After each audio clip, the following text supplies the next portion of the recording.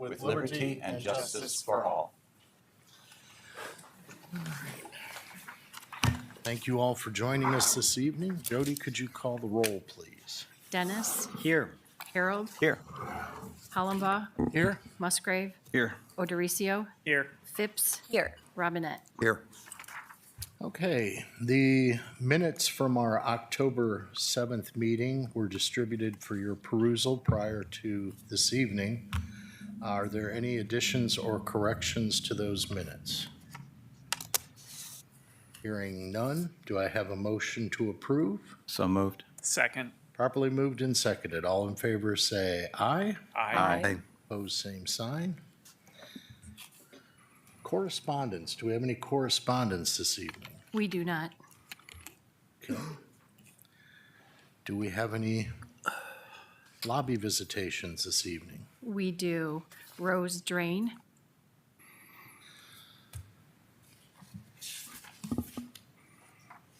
I'm sure you're aware, but name and address for the record, please. You don't have it memorized yet. This is Rose Drain. I am Rose Drain of 228 East Court Street. And I thank you for the opportunity to give you an update on BG Save Our Neighborhoods group activities. We had our October 12th call to action meeting, which I would say was a great success. We gathered 69 people from across the community to engage in activities that would lead to discussions and come to a consensus on what actions the group of people thought would be relevant to the city in the near future. So those 4 actions that we will be working on are the revitalization of existing properties, a public transit feasibility study, establishing a sustainability and resiliency task force to prepare for climate change, and explore new housing options within the city. So meeting participants were invited before the end of the meeting to sign up for one of the action teams, one or more, and 2/3 of the meeting participants committed to join the effort. So we are going to be having an initial teams meeting the week of November 3rd, and anybody in the community who is interested should send an email to bowlinggreensong@gmail.com and put action team on the subject line to say that you want to participate. I want to give you information about the fact that we are reincarnating Rock the Block in a small way this fall because a BGSU campus organization reached out to us. The business fraternity, which includes men and women, Delta Sigma Pi, wants to engage their members in a leaf raking project. So we are cooperating with them by helping them find homeowners who need their leaves raked. So we will reach out to Rock the Block homeowners who participated in our project in the spring. And if the fraternity engages more people than those folks need, then we will be reaching out to other homeowners in the city through various avenues. But if you know anyone who might want help, encourage them to send an email to bowlinggreensong@gmail.com. I want to, because Jim Evans is, I miss Jim Evans' presence, but I'm sure he's enjoying their trip to Ireland. So prior to, so he wasn't there here at the October 7th meeting, but Jim was here at each council meeting since the Climate Action Resiliency and Improvement Plan was introduced to council at the first August council meeting. And Jim made an effort to point out some of the salient points, some of the important points, some of the things that should not just be put on the shelf. So I want to, because it's the time for the administration to consider the budget for 2025, and because council will be asked to take a look at the budget and to approve it or make additions to it, that's why I want to make sure this comes to your attention this evening. So the Climate Action Planning Committee made recommendations for tasks, short-term, intermediate-term, and long-term, encompassing many things: the city's energy portfolio, energy conservation, the transportation sector, recycling and water diversion, the use of current and future to be acquired green spaces, to be planted, to be made better spaces for carbon offsets, and mitigation of climate-related hazards. A necessary component recommended by the committee is outreach to educate citizens and to involve them. From the report is this quote: "City operations, the focus of the report, remain only a small portion of the total greenhouse gas emissions inventory for the community of Bowling Green. The city might prioritize incentives to stimulate and support citizen-led efforts to address resiliency and sustainability." So the Climate Action Planning Committee's report recommends that short-term projects begin in 2025. Given that recommendation, the suggestion in the report is that the city consider embedding climate change funding into annual operating budgets. So I hope the administration will look at which of the short-term projects could begin next year and make plans to fund them. Clicking on the capital projects page of the news from BGE News last week, I saw news of the Brim Road shared use path, and this phrase struck me: construct an asphalt shared use path for pedestrians, bicyclists along Brim Road from Bishop, eventually going to the middle and high school properties. And the September 2024 update stated work is progressing on the detailed drawings and right-of-way acquisition will begin soon. Well, the word asphalt hopped out at me because I had just been reading the Climate Action Plan recommendations. And that made me think that there is an opportunity now in many areas of the city for the city to consider using the implementation of green infrastructure. Not just the Brim Road shared use path, but also the South Main Pavement Rehabilitation Project, the Brim and Bishop Roundabout, and the pavement and sidewalks in the new Toussaint Creek, Cogan's Crossing, and Wood Acres subdivisions. I recommend an article from the US EPA called Soak Up the Rain, and it's about permeable pavements. Alternatives from that article: alternatives to traditional pavement on our paved surfaces can help reduce runoff by infiltrating rainwater and melting snow. In addition, the rain that falls on them can help, the permeable pavements can help filter out pollutants that contribute to water pollution, also reduce the need for road salt, and reduce construction costs if permeable pavements are planned for before construction, because it can reduce the need for some conventional drainage features. The National Association of City Transportation Officials says the high amount of impervious surface cover in cities is a fundamental contributor to urban stormwater challenges. The American Society of Civil Engineers offers an on-demand course titled Permeable Pavements: Design, Construction, and Maintenance.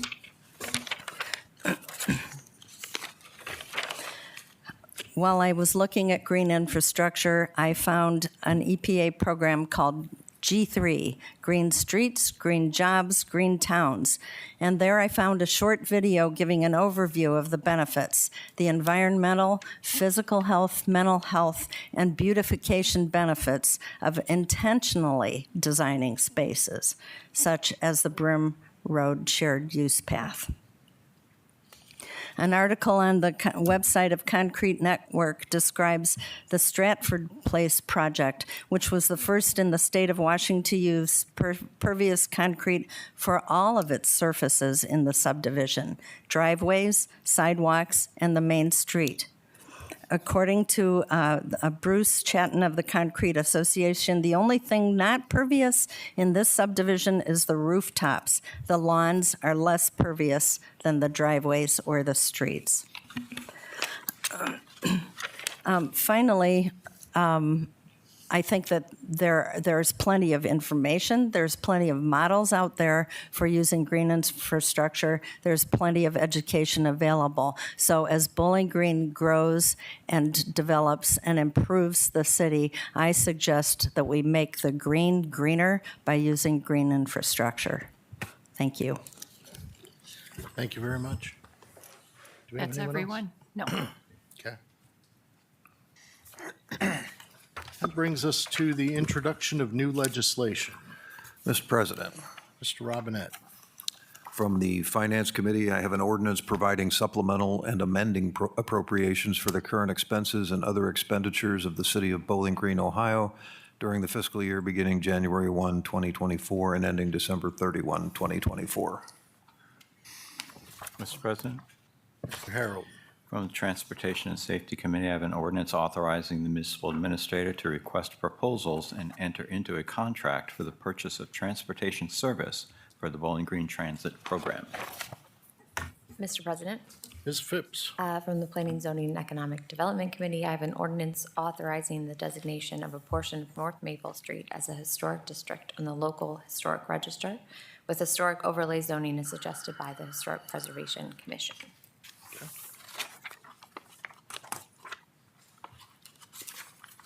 That brings us to official reports. Mr. Mayor. Thank you, Mr. President. Good evening, council. I have no report subject to any questions you may have. Does anyone have any questions for the mayor this evening? Thank you very much. Municipal Administrator, Ms. Tretter. Good evening, council. I'm going to give most of my time to our city engineer, Brad Holman. But prior to that, wanted to let you know that a few of you have asked for an update on the city's rental registration program, and we will plan to provide an update to you at the November 4th meeting with statistics of where we are with that program. That being said, I will turn this over to Brad for an update on some of our roadwork projects. Thank you, Lori. I guess the first project I want to start with was the Village Subdivision Water Line Improvements Project. It's been going on since I think about March is when it started. All the water line infrastructure is in place, new water line, new water services, fire hydrants. They put in brand new catch basins and also upgraded curbs from a type 3, the rolled curb, to a type 2 curb. All that is in, and asphalt just got completed last week. So they're doing the final adjustments on manholes and water line valve boxes, and that job will be wrapped up here soon. And if you haven't driven through there, it's a big improvement. It looks really nice. The South Main Street Waterline Project, that won't all, we have just about under a mile of water line that's been installed on that project. They're working on water services right now. They've completed from Gypsy Lane to north to about Ada Avenue. They still have that little block from Ada up to Ordway to finish. And but that should be complete here in the next probably a couple weeks for services. And then they're going to go and put in the concrete base. They'll dowel in the concrete for that and get the base repairs all set for our project for next year, which I'll get into here in a little bit. As far as paving projects, our 2024 ARPA paving program, it was the last year of our three-year program for the ARPA money. That was Pearl and Sandridge. Those got paved this year, and those are completed. The Gypsy Lane resurfacing project, that was a STBG funded project. We reached out for funding for that and got 80% funding for that project. So that was West Gypsy from Sandridge to Main Street, and then East Gypsy from I-75 to Dunbridge Road. So that project is also completed. Our last paving project we did was in Carter Park. It's a parking lot improvement project just east of, kind of right behind the water tower there. And parking lot was pretty bad shape, so we got that taken care of this year as well. We also there's also quite a bit of construction for new subdivision plats going in. Cogan's Crossing had a Plat 9 subdivision project go in. Stone Ridge, they had a project. Stone Brook also had another subdivision expansion. And then our new Two St. Springs subdivision, that's at the southwest corner of Newton and Brim Road. That just started here recently. They have in all the water line, all the sanitary sewer. They're finishing up the storm sewer, and they'll start working on the curbs and road work here pretty soon. So, and then I guess lastly, I wanted to kind of talk about the South Main project for next year. As I mentioned, we're getting the water line taken care of right now. That's in preparation for a basically full-blown paving project and concrete base repair project next year. And that'll be from the South Corporation limit, just north of Route 6 up to Ordway Avenue.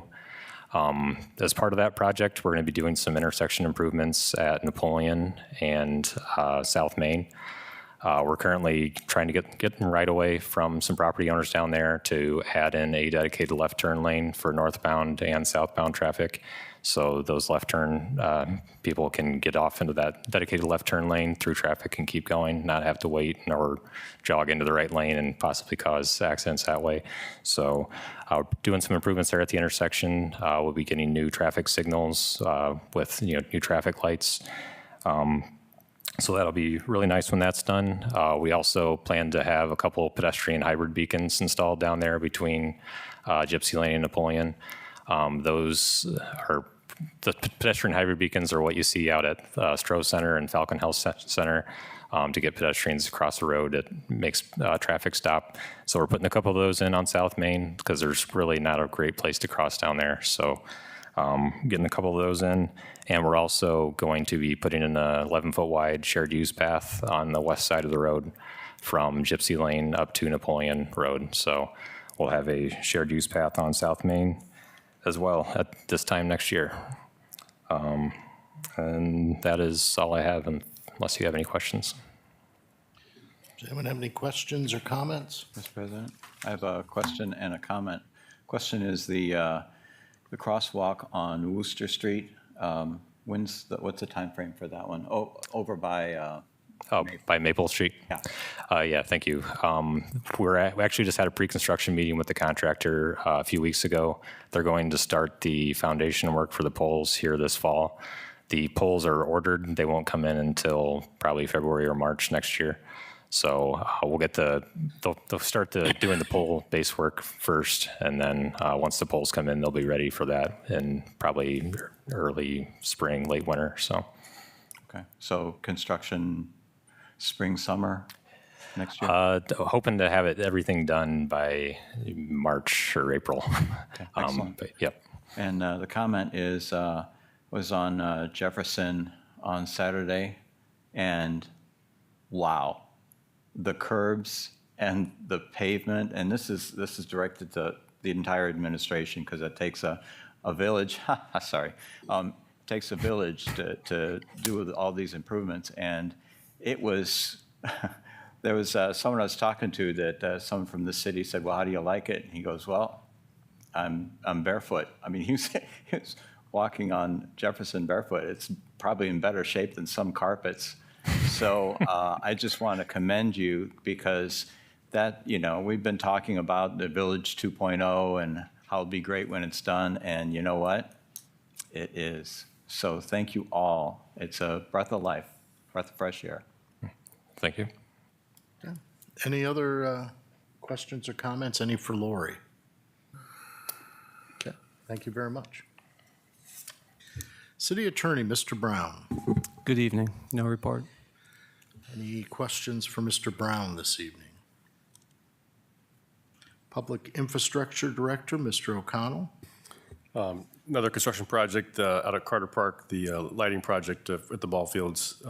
We did get a contractor bid out that project, and they're getting contracts signed right now, but that work will begin yet this fall and really probably be completed pretty quickly here before the end of the year, or in early next year probably. So next year's season for the ball season, we'll have new lights at the Carter Park fields, which includes new lights at the smaller T-ball field or Pee-wee field, whatever you want to call that. We did get qualifications back as well for our membrane expansion project at the water plant. We have 2 qualified firms that we're evaluating and scoring right now, so we'll meet with as a staff to pick the most qualified and then start contract negotiations with that firm. The reservoir qualifications didn't come back as successful, so we're going to have to go back out and re-advertise that one to get other companies interested, maybe call some folks that do work in reservoirs and try again on that one. But that's where we are for those projects. That's all I have unless you have questions. Any questions for Mr. O'Connell this evening? All right, thank you very much. Council committee reports. Are there any council committee reports? Mr. President, Mr. Robinette. I'd just like to provide a reminder that the Finance Committee will be meeting November 21st, beginning at 5 p.m. The meeting will have 2 portions, third quarter financial update from Dana Pinker, followed by the 2025 budget presentation. Okay. Any other council committee reports? All right. Jody, could you please lead us in the reading of legislation? Legislation for first reading. Ordinance number 9231 for first reading. Ordinance providing supplemental and amending appropriations for the current expenses and other expenditures of the City of Bowling Green, Ohio during the fiscal year beginning January 1, 2024 and ending December 31, 2024. Mr. President, Mr. Robinette. I move to suspend the rules and give ordinance 9231 its second and third readings. Second. Properly moved and seconded. Jody? Harold, Yes. Hollenbaugh, Yes. Musgrave, Yes. Odericio, Yes. Phipps, Yes. Robinette, Yes. Dennis. Yes. All right, the rules are suspended for ordinance 9231. Ordinance number 9231 for second and third readings. Ordinance providing supplemental and amending appropriations for the current expenses and other expenditures of the City of Bowling Green, Ohio during the fiscal year beginning January 1, 2024 and ending December 31, 2024. Mr. President, Mr. Robinette. I move to adopt ordinance 9231. Second. Properly moved and seconded. Is there any discussion? Jody? Hollenbaugh, Yes. Musgrave, Yes. Odericio, Yes. Phipps, Yes. Robinette, Yes. Harold. Yes. All right, ordinance 9231 is adopted. Ordinance, Excuse me. I'm sorry, I'm sorry. Do you want Jeff's vote? I don't think you need it, but Dennis. I'll give it to you. Yes. Thank you. Sorry. He would have voted twice on the next one. I know it. Thanks, Bill. Ordinance 9232 for first reading. Ordinance authorizing the municipal administrator to request proposals and enter into a contract for the purchase of transportation service for the Bowling Green Transit Program. Ordinance number 9233 for first reading. Ordinance authorizing the designation of a portion of North Maple Street as a historic district on the local historic register with historic overlay zoning as suggested by the Historic Preservation Commission. Mr. President, Ms. Phipps? we need to set the required public hearing on ordinance 9233 for Monday, December 2nd at 6:15 p.m.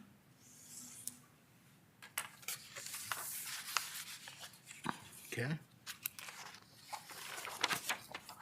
Legislation for second reading. Ordinance number 9226 for second reading. Ordinance providing supplemental appropriations for the current expenses and other expenditures of the city of Bowling Green, Ohio during the fiscal year beginning January 1st, 2024, and ending December 31st, 2024. Mr. President, Robinette. I move to suspend the rules and give ordinance 9226 its third reading. Second? Properly moved and seconded. Jody? Musgrave? Yes. Odericio? Yes. Phipps? Yes. Robinette? Yes. Dennis? Yes. Harold? Yes. Hollenbaugh. Yes.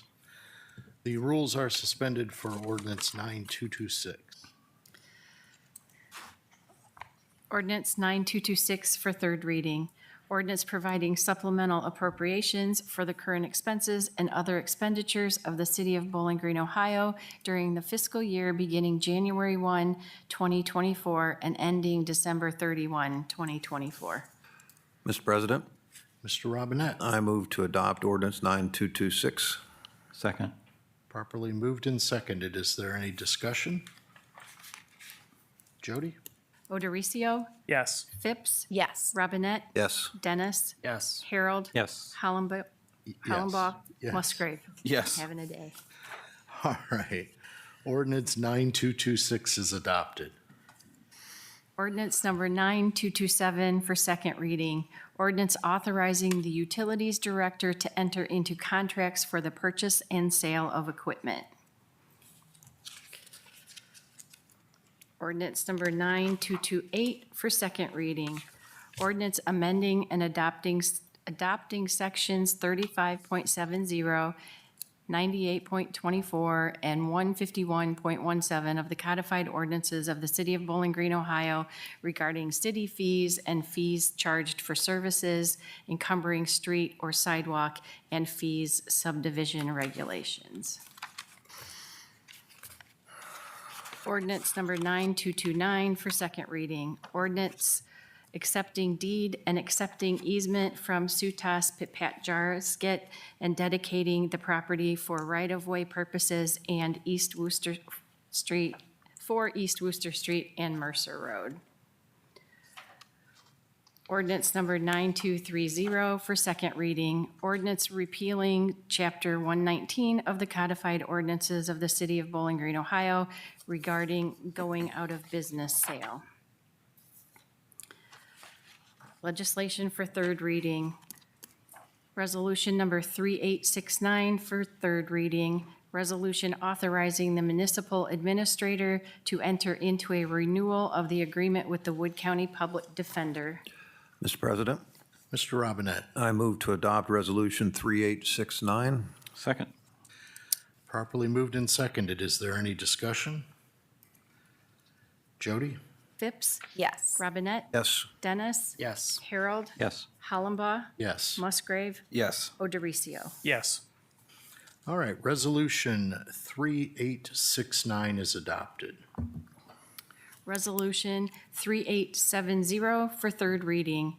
Resolution to approve the Wood County final plan for implementing and operating countywide 911 system. Mr. President, Mr. Harold. I move that we amend Resolution 3870 by substitution. Second. Is there any discussion? Jody? Robinette? Yes. Dennis? Yes. Harold? Yes. Hollenbaugh? Yes. Musgrave? Yes. Odericio? Yes. Phipps? Yes. All right. Resolution 3870 is amended by substitution. Mr. President, Mr. Harold. I move that we adopt Resolution 3870 as amended. Second. Properly moved and seconded. Is there any discussion? Jody? Dennis? Yes. Harold? Yes. Hollenbaugh? Yes. Musgrave? Yes. Odericio? Yes. Phipps? Yes. Robinette? Yes. Okay. Resolution 3870 is adopted as amended. Ordinance number 9225 for third reading. Ordinance amending and adopting certain sections of Chapter 150 of the codified ordinances of the City of Bowling Green, Ohio regarding zoning code. Mr. President, Ms. Phipps? I move to table ordinance 9225 until our December 2nd meeting, the date of our required public hearing on this ordinance. Okay. I'll second. Properly moved and seconded. Jody? Harold, Yes. Hollenbaugh, Yes. Musgrave, Yes. Odericio, Yes. Phipps, Yes. Robinette, Yes. Dennis. Yes. All right, ordinance 9225 is tabled until December 2nd. Is there any other business to come before council this evening? Mr. President? Mr. Harold? At the last council meeting, we had a quite unusual situation where we had 3 council members that were not present. And so we went through the usual thing. We excused all 3 of them and without a second thought. And afterwards, there was some question as to why we did this. And City Attorney Hunter Brown was very helpful in digging up some Ohio Revised Code, Section 705.13, salaries and attendance of members, and it's a paragraph long. I think it's beneficial to read. The legislative authority of a municipal corporation shall, by ordinance, fix the salary of its members, which shall be paid in equal monthly installments. For each absence from regular meetings of the legislative authority, unless authorized by a 2/3 vote of all members thereof, there shall be deducted a sum equal to 2% of such annual salary. Absence for 10 successive regular meetings shall operate to vacate the seat of a member unless such absence is authorized by the legislative authority. So the main point here is that usually we have like 1, maybe 2 members missing, and we excuse them, no big deal, because that the remaining members constitutes the 2/3. But since we had only 4 members last meeting, when we made the motion to excuse the 3 that weren't here, it didn't get the necessary 2/3 vote. So what I thought would be a good idea, because I very much want all of our council members to be paid, we earn the money, is that we have a separate motion tonight to excuse each of the 3 members. And the reason it would be separate is I would assume that the particular member that's voting on their absence to be excused, that might be somewhat of a semblance of impropriety. So we'll do it separately. And so that's the rationale. Again, it doesn't happen. I can't think of a time when it happened before. So with that in mind, I move that we excuse Greg Robinette from the October 7th meeting of City Council. Second. Properly moved and seconded. All in favor say aye. Aye. Opposed, same sign. Mr. President, I move that we excuse Jeff Dennis from the October 7th council meeting. Second. Properly moved and seconded. All in favor say aye. Aye. Aye. Opposed, same sign. Mr. President, Mr. Harold. I move that we excuse Joel Odericio from the October 7th council meeting. Second. Properly moved and seconded. All in favor say aye. Aye. Opposed, same sign. Is there any other business to come before council? President, Mr. Harold. I move that we adjourn. Nobody wants to second that one? Second. Properly moved and seconded. All in favor say aye. Aye. Opposed, same sign. We are adjourned.